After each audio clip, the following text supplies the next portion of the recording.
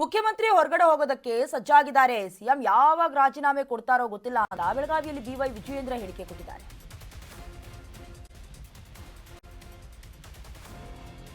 ಮುಖ್ಯಮಂತ್ರಿ ಹೊರಗೆ ಹೋಗೋದಕ್ಕೆ ಸಜ್ಜಾಗಿದ್ದಾರೆ.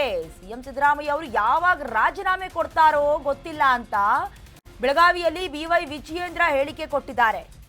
ಸದನದಲ್ಲಿ ಏನೇ ಚರ್ಚೆ ಮಾಡಿದ್ರು ಪರಿಹಾರ ಸಿಗ್ತಾ ಇಲ್ಲ, ಪರಿಹಾರ ಸಿಗುವ ಭರವಸೆಯೂ ಕೂಡ ಇಲ್ಲ. ಸಿದ್ದರಾಮಯ್ಯ ಅವರ ಮಾತಿನ ದಾಟಿ ಇದೆಯಲ್ಲ, ಅದನ್ನ ನೋಡ್ತಾ ಇದ್ರೆ ಅಪ್ಪ ಹೋಗ್ಲಿ ಅನ್ಸತ್ತಂತೆ.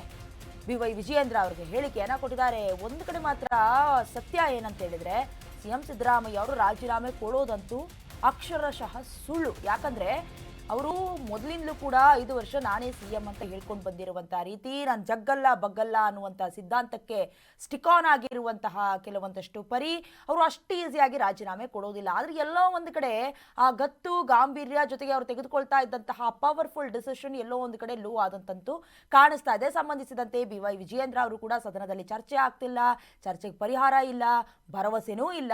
ಅವ್ರ ಮಾತಿನ ದಾಟಿ ನೋಡ್ತಾ ಇದ್ರೆ ಅಯ್ಯೋ ಹೋಗ್ಲಿ ಪಾಪ ಅನ್ಸತ್ತೆ ಅಂತ ಬಿವೈ ವಿಜಯೇಂದ್ರ ಅವರು ಮಾತನಾಡಿದ್ದಾರೆ. ನೋಡ್ಕೊಂಡು ಬನ್ನಿ. ಮುಖ್ಯಮಂತ್ರಿಗಳ ಪರಿಸ್ಥಿತಿಯನ್ನು ಅರ್ಥ ಮಾಡ್ಕೊಳ್ಳಿ. ಈಗ ಔಟ್ ಗೋಯಿಂಗ್ ಯಾವಾಗ ರಾಜೀನಾಮೆ ಕೊಡ್ತಾರೋ ಯಾರು ಕೂಡ ಅದ್ರ ಬಗ್ಗೆ ಮಾಹಿತಿ ಇಲ್ಲ. ಮುಖ್ಯಮಂತ್ರಿಗಳ ಮಾತಿನ ದಾಟಿಯನ್ನು ನೋಡಿದ್ರೆ ನಿಮ್ಗೆ ಅರ್ಥ ಆಗ್ತದೆ, ಹೋಲಿ ಬಿಡಪ್ಪ ಪಾಪ ಎಷ್ಟು ದಿನ ಇರ್ತಾರೆ ಅಂತ ಅದು ಅನ್ಸತಕ್ಕಂಥದ್ದು ಸಹಜ.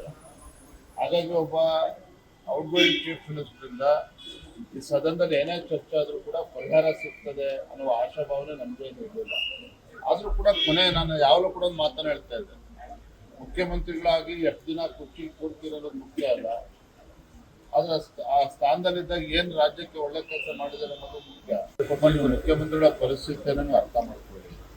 ಈಗ ಔಟ್ ಗೋಯಿಂಗ್ ಚೀಫ್ ಮಿನಿಸ್ಟರ್ ಯಾವಾಗ ರಾಜೀನಾಮೆ ಕೊಡ್ತಾರೋ ಯಾರು ಕೂಡ ಅದು